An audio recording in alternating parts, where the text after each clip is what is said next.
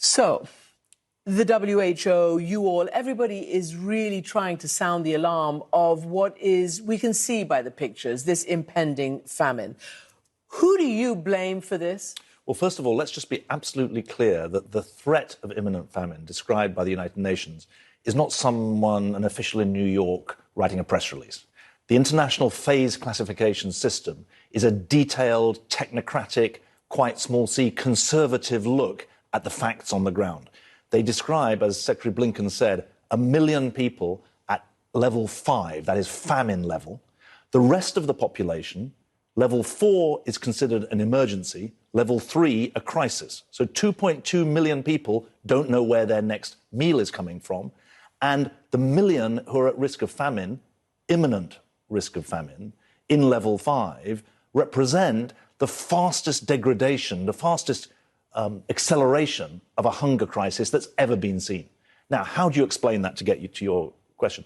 This is about very straightforward decisions that are being made on the ground about the number of crossing points, about the number of trucks that are allowed to go through crossing points, about what aid, above all food aid, is allowed to go on the trucks that go across the crossing points, about the transit of trucks once they are inside Gaza, because you'll know a World Food Programme convoy was turned back in the middle of the night inside Gaza last week. So you've got a series of impediments, blockages, restrictions being put in place on lorries carrying the most basic humanitarian aid.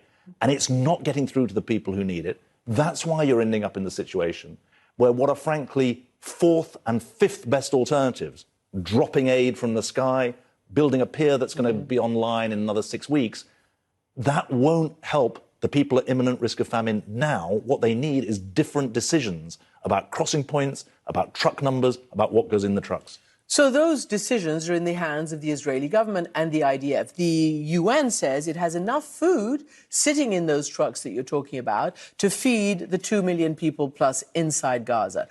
What possible reason could a democracy at war have for denying the basic elements of survival? Well, no good reason has been given. There's one part of the argument which I think is important to get clear, which is that some of the trucks are being turned back because of allegations that some of the items on a truck might be, quote unquote, dual use. In other words, they might have civilian use as well as military use.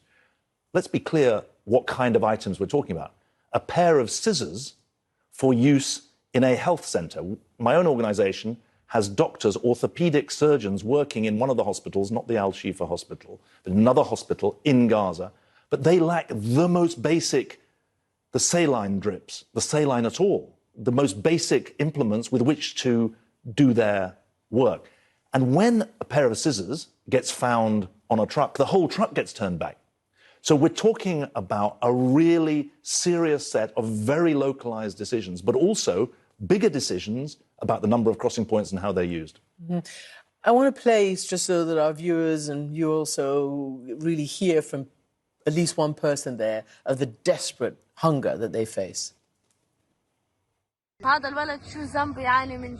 What has this child done to suffer from hunger? I cannot find him milk for 5 shekels or a packet of milk from the agency. There, the normal milk is for 150. There is no work, there is no food, no drinks. We are eating plants. We started eating pigeon food, donkey food. We are like the animals. I saw you shaking your head. I mean, this reference to them eating animal food is shocking still every time we hear it.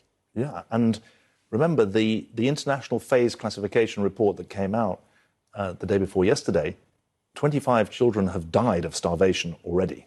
Mm-hmm. This is not about rhetoric.